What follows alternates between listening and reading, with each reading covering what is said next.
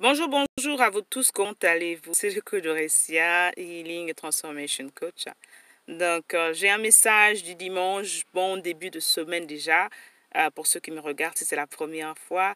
Qui suis-je en fait? Je suis le coach Doressia Mayimbo, spécialiste en fait dans la reprogrammation mentale, également dans la guérison. J'accompagne au quotidien ces femmes-là en fait qui ont été physiquement, sexuellement ou émotionnellement abusées à guérir. Je les accompagne dans le processus de guérison afin qu'elles puissent vraiment, une fois guéries, servir le monde dans leur montagne d'influence. Donc aujourd'hui, en fait, j'aimerais juste te donner un petit message, un petit conseil pour la rentrée. C'est la rentrée des classes partout, au Gabon, un peu en Afrique. Et j'aimerais vraiment vous donner un conseil aux parents, en fait, aux parents conscients, au père et à la mère géniteurs. Sauf si les parents ne sont plus en vie, c'est différent. Écoute bien ce message. Mais je veux pas que tu écoutes ce message avec ton cœur, avec tes oreilles, en fait. Je veux que tu écoutes ce message avec ton cœur. C'est une maman qui parle, c'est une soeur qui parle, c'est une jeune soeur qui parle, quelle que soit l'étiquette que tu veux me donner en fait. C'est une jeune fille qui parle aujourd'hui, qui a vu sa maman l'élever seule en fait. Une fille qui parle aujourd'hui, la fille te parle aujourd'hui, c'est une fille qui a vu sa maman pleurer. C'est une fille qui a vu sa maman se battre seule. C'est une fille qui a vu sa maman aller faire le travail de 8h à 17h, revenir la journée toute fatiguée et s'occuper encore des devoirs des enfants, s'occuper encore de ce que les enfants vont manger, repartir une fois à la fin de la journée. Elle était complètement KO, et elle n'avait jamais le temps pour elle-même. C'est avec amour que je te donne ce message. En cette rentrée scolaire, en tant que parent conscient, j'aimerais te demander en fait de faire des enfants une priorité. J'aimerais te dire que tu as le devoir en tant que père et mère de cet enfant-là de t'occuper de cet enfant. La charge dont je parle, ce n'est pas seulement la charge monétaire. Parce que c'est la société te dit, oui, tu as la responsabilité seulement en tant que père, par exemple, juste d'être là de manière à pouvoir. C'est normal. Mais ce n'est pas seulement ça. Si tu poses des questions à n'importe quelle femme, même si tu viens après ce live en replay, dis-moi, entre la présence de ton époux et l'argent de ton époux, s'il faille que tu choisisses les deux, lesquels vas-tu choisir, ma reine? Dis-moi avec amour et avec conscience et avec, comment dire, sincérité, en fait. Beaucoup de femmes sont malades. Je traite dans les traumatismes. Je parle en fait de la dépression. Et la plupart des personnes qui souffrent de la dépression nerveuse aujourd'hui, du surpoids et tout ça, ce sont les femmes. Parce que les femmes sont acculées. En ce début d'année scolaire, je te prie, en tant que père, en tant que géniteur, de prendre vraiment l'éducation de tes enfants de manière consciente. Te poser la question d'abord, 3 points essentiels sur lesquels j'aimerais que tu t'adresses. Un d'abord, te poser la question de savoir, ok, quelle est ma place dans la vie de cet enfant? C'est-à-dire que la place dans la vie, c'est-à-dire que quel est l'héritage? Comment j'aimerais que mon enfant se rappelle, en fait, le monde se rappelle de mon enfant, ok? De moi, en fait, en tant que parent. Comment j'aimerais que mon enfant, demain après-demain, se rappelle de moi s'il faille que j'aille, d'accord? S'il faille que j'aille de vie à trépas. C'est-à-dire que s'il faille que tu partes. Comment voudrais-tu qu'en tant que père, ton enfant se rappelle de toi?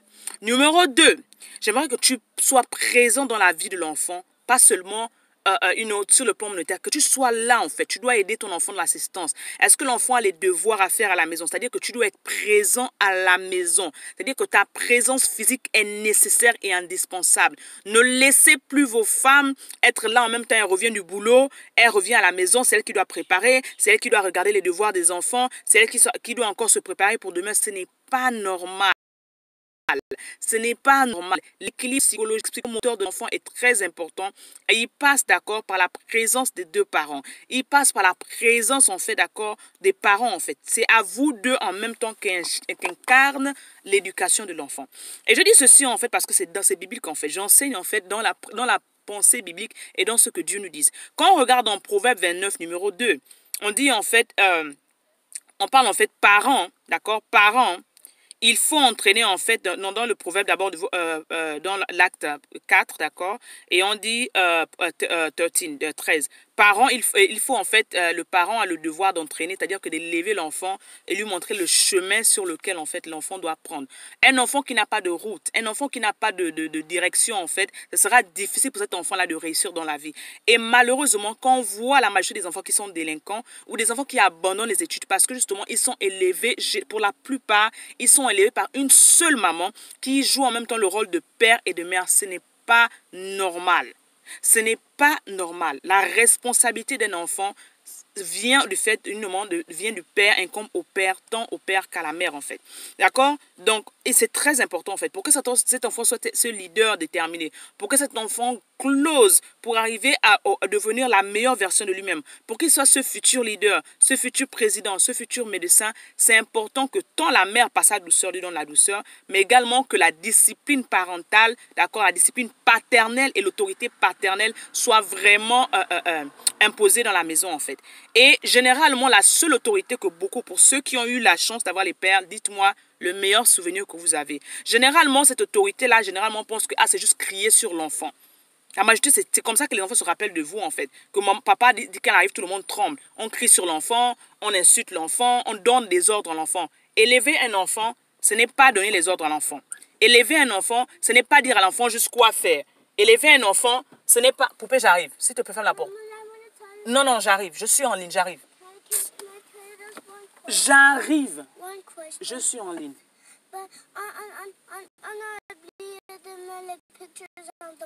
Ok, j'arrive. On va faire ça tout de suite, ok?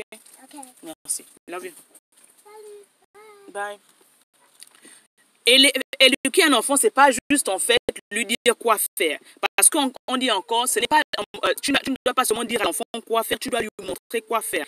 Généralement, un exemple aussi banal en fait. On interdit par exemple, oh tu ne dois pas regarder la télévision, oh tu ne dois pas fumer, tu ne dois pas faire ceci, cela. Mais c'est toi-même le père peut-être qui fume tout le temps. Peut-être toi-même le père qui passe des journées devant la télévision et qui n'aide pas la mère. L'enfant te voit, l'enfant te regarde. L'enfant voit comment sa mère, après le boulot, c'est elle qui rentre à la cuisine. Après le boulot, c'est elle qui va regarder les devoirs. Toi, c'est-à-dire qu'il y en a qui sont des pères, je dis encore, ce n'est pas pour manquer de respect, c'est pour élever votre conscience.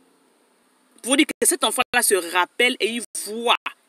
Et qu'est-ce qui se passe en fait? C'est-à-dire que demain, après-demain, il ne va faire que reproduire la même chose dans sa maison.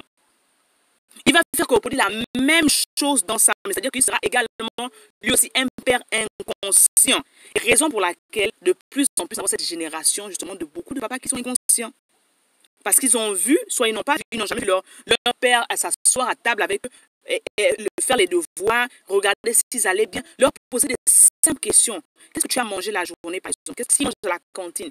Qu'est-ce que tu as mangé à l'école? Qu'est-ce que tu as fait, en fait? Est-ce que tu as des devoirs? Généralement, c'est seulement la maman qui pose la question de savoir si l'enfant a des devoirs à la maison. Ce n'est pas normal. Vous pouvez faire la porte, s'il te plaît. J'arrive. Merci. Ferme la porte. Et ce n'est pas normal, en fait. Nous sommes là, en fait, pour faire que nos enfants aient un meilleur avenir. Pour faire en sorte que les fruits que nous mangeons aujourd'hui, parce que nos parents ont pris de mauvaises décisions, que demain, après-demain, nos enfants et nos petits-enfants, en fait, puissent être des enfants qui puissent vivre meilleurs que nous, en fait. C'est une prise de conscience. L'école a commencé au Gabon, l'école a commencé au Cameroun, l'école a commencé partout. Mais j'aimerais interpeller les pères conscients. Je dis encore, il n'est pas trop tard pour être un bon père. Il n'est jamais trop tard pour être un bon père. Si tu n'as pas eu la chance d'avoir un père dans ta vie qui était là pour toi, raison de plus pour toi pour être conscient, pour dire que l'expérience que tu as vécue et tu as vu ce que ça a fait, l'absence de ton père a causé dans ta vie, il faudrait que toi tu sois ce papa conscient pour que tes enfants ne puissent pas vivre la même chose que tu as vécu. Sois présent dans la vie de tes enfants. Je t'en supplie. Care about them. Check on them. Pose la question de ce dont ils ont besoin en fait. Demande-leur en fait qu'est-ce qu'ils ont fait à l'école. Est-ce que ça va bien à la maison? Est-ce que ça va bien à l'école? Est-ce qu'ils aiment la maîtresse? Est-ce qu'ils aiment les cours qu'ils ont pris? Et une autre chose également, soyez infiltrés dans l'éducation de vos enfants. Comment? En étant curieux dans le curriculum des enfants, en fait, dans le cursus. Quel est le programme des enfants? Regardez leur planning scolaire. Regardez en fait ce qu'ils apprennent à l'école en fait. N'allez pas juste déposer les enfants à l'école, boum, et partir. Posez les questions, soyez curieux. Posez les questions, posez la question avec les maîtresses, les enseignants. Soyez curieux dans l'avenir de vos enfants, je vous en supplie. L'enfant sera reconnaissant. Comment père care. Généralement, ici dans le système américain, en fait, on envoie chaque semaine, on voit les relevés. En fait, on te dit voilà ce que l'enfant a eu, combien il a eu. Posez les questions. Quand les enseignants envoient les emails, prenez la peine de répondre à ces emails. L'enfant est content de savoir que son père care. Et quand il y a une réunion de parents d'élèves, n'envoie pas seulement madame, aller seulement pour le réunion. Ça fait plaisir à un enfant de voir son père et sa mère aller à une réunion. Je vous en supplie. Moi, je n'ai jamais eu cette chance-là. C'est ma mère qui allait tout le temps. Mais si tu as la chance d'être marié, tu as la chance d'avoir ta femme avec toi, pour ton enfant, tu peux libérer ton business meeting. Pour ton enfant qui devrait avoir la première priorité, tu dois libérer ce temps-là pour être présent dans la vie de ton enfant. Je t'en supplie. Je t'en supplie. C'est très important en fait. Également dans Deutéronome 6, version 1, verset 1, on dit également que tu dois enseigner l'enfant avec diligence en fait. Tu dois enseigner l'enfant avec diligence, mais en même temps enseigner l'enfant avec diligence, il faut également apprendre à écouter l'enfant. Beaucoup de parents n'écoutent pas l'enfant. Les enfants sont sexuellement abusés. Les enfants sont verbalement abusés. Les enfants sont des fois maltraités. Les enfants des fois n'arrivent... Tu te poses une question, par exemple, si tu as un enfant qui refuse du jour au lendemain d'aller à l'école. Beaucoup de parents, qu'est-ce qu'ils font? Ah, il faut aller à l'école. Parce que toi, tu sais que si l'enfant va à l'école, pourra également aller au boulot. Ou bien, si l'enfant ne va pas à l'école, toi, tu ne pourras pas aller au boulot parce qu'il faudra encore te soucier de qui va le garder. Mais pose-toi la question de savoir, en tant que parent conscient, cette année 2021-2022, pourquoi mon enfant refuse d'aller à l'école? Pourquoi mon enfant me sèche d'aller à l'école? Pourquoi mon enfant, en fait, quand ne veut pas faire certaines choses, en fait, pose la question de savoir. Pourquoi? Parce qu'également, tout comme je dis souvent, les enfants également souffrent des traumatismes. Il y a également les traumatismes des enfants. En fait, récemment, je ne sais pas l'année dernière ou l'année d'avant, mon fils, en fait, il avait les problèmes. Les autres se moquaient de lui, en fait. Soit se moquaient de sa coiffure, soit se moquaient de la nourriture qu'il faisait parce que je ne peux pas toujours africain, d'accord? Et j'emballe et je donne. Donc, il a souffert de bullying, en fait, au début de ce sport, en fait. Et il a fallu justement que je travaille avec lui ça pour enseigner que non, d'abord tu dois être reconnaissant que ta maman fait la cuisine à la maison. Donc beaucoup d'enfants ici n'ont pas ce luxe-là. Un de deux, il faut t'imposer en fait parce que la culture s'impose. C'est à toi, par exemple, tu peux inviter ton ami de dire que non, voici un repas africain, exactement, est-ce que tu vas manger la nourriture africaine? Goûte, en fait, n'aie pas honte de qui tu es. Mais ça, ce sont des phrases que tu dois rappeler à l'enfant, en fait, parce que l'enfant, surtout l'enfant immigré, il a beaucoup de choses qui traversent dans la tête, en fait. Si c'est un enfant encore noir, il y a d'autres choses encore. Donc, il a besoin de ce soutien moral de ses parents. Écoutez bien ce message, je vous en supplie. Tu dois être un parent conscient, tu dois être à l'écoute de ton enfant. Et je vais terminer par là. Sois à l'écoute de ton enfant. Il y a des parents qui n'écoutent pas leurs enfants. Écoutez vos enfants. Quand l'enfant vient à la maison, posez la question, est-ce que tu as eu une bonne journée? Comment s'est passée ta journée? Qu'est-ce qu'il y a eu? Qu'est-ce qui n'a pas marché? Pose la question de savoir comment la journée de ton enfant était en fait. Et si l'enfant vient se plaindre pour te dire que, par exemple, il a eu quelque chose, etc., pose la question de savoir, sois curieux, écoute ton enfant et crois en ton enfant. L'enfant est innocent, c'est rare qu'un enfant puisse mentir. Quand ton enfant te dit quelque chose, il faut vraiment croire et investiguer et vraiment faire en sorte que tu puisses protéger ton enfant. En tant que parent, c'est important en fait. Et généralement, si la maman est seule, c'est difficile pour elle de faire tous ces combats parce qu'elle est en même temps père et mère. Raison pour laquelle je vous implore, si tu es un père conscient, d'être présent dans la vie de ton enfant. Il y a des combats que la mère ne peut pas mener seule en fait. Il y a des combats que la femme ne peut pas parce que c'est elle de combattre, de faire certains combats en fait. Il y a une autorité des fois quand le père va parler à l'école par exemple, les parents vont, les enseignants, les personnes vont être plus conscients lorsque c'est la mère à le faire. Je vous en supplie, il y a trop de femmes qui sont laissées pour. Il y a trop de femmes qui sont en même temps le père et la mère. Non seulement des femmes qui sont en même temps le père et la mère par choix, mais également d'autres qui sont père et mère parce que ce sont les épisodes de la vie, d'accord, elle n'a pas choisi de divorcer ou elle n'a pas choisi en fait que sa relation devait mal se terminer. Elle se retrouve en tant que père et mère. Mais pour ces personnes-là, qui sont mariés, légalement mariés, d'accord, ou qui sont fiancés, soyez plus conscients, soyez présents dans la vie de vos enfants. Vos enfants vous en seront reconnaissants à jamais. Et je vais terminer par là en disant que il faut, si en tant que aussi autant que possible, faites en sorte que vos enfants aillent dans les institutions qu'on appelle ça Christian, c'est-à-dire qui sont des institutions laïques en fait, où ils peuvent avoir l'enseignement, en même temps l'enseignement religieux et l'enseignement normal en fait. Moi j'ai eu cette chance-là, que maman s'est sacrifiée, que j'aille au collège Bissieux, je suis un produit du collège Bissieux, fier de l'être. Et toute mon enfance, en fait, de la 6e en terminale, j'ai fait dans une école laïque, en fait. Et la différence, en fait, les valeurs de l'enfant sont inculquées dans ce genre d'établissement également, sont renforcées, mais les premières valeurs s'enseignent à la maison. Raison pour laquelle il faut, en tant que parent, avoir cet équilibre-là, avoir une relation avec Dieu, enseigner l'enfant la prière, enseigner les chemins que l'enfant doit suivre. C'est à la maison que l'éducation se passe. L'école, l'instruction se passe en fait. Le désordre qui se passe en vie parce que l'enfant est influencé facilement par ceux qui l'entendent dehors. C'est parce qu'à la maison, il n'y a pas cet équilibre-là.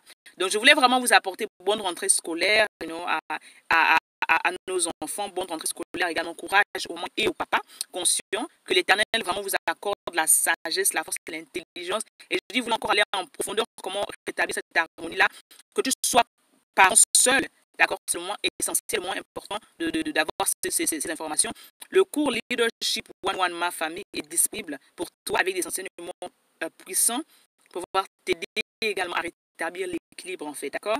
Et j'ai encore, si tu es toute seule, peu importe, le Seigneur te regarde, fais ce que tu as à faire, bats-toi pour ton enfant, pour qu'il reçoive l'éducation nécessaire. Fais ce que tu dois faire pour être là pour cet enfant-là. Il t'en sera à jamais reconnaissant, en fait. Et surtout, pense que tu puisses prier pour ton enfant. Prier le matin avant de déposer l'enfant à l'école. Quand l'enfant revient également, priez sur cet enfant avant qu'il aille dormir, d'accord? Allez, soyez conscients, je rappelle encore, rappelez-vous que vous êtes né pour une mission.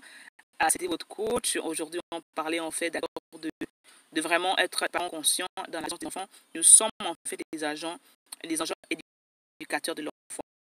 L'éducation commence à la maison et pour ça.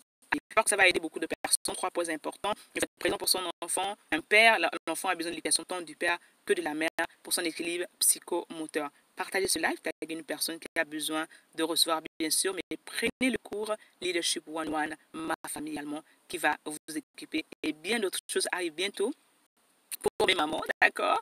Avec amour, allez, on se fait gros bisous, passez un bon début de semaine et une bonne rentrée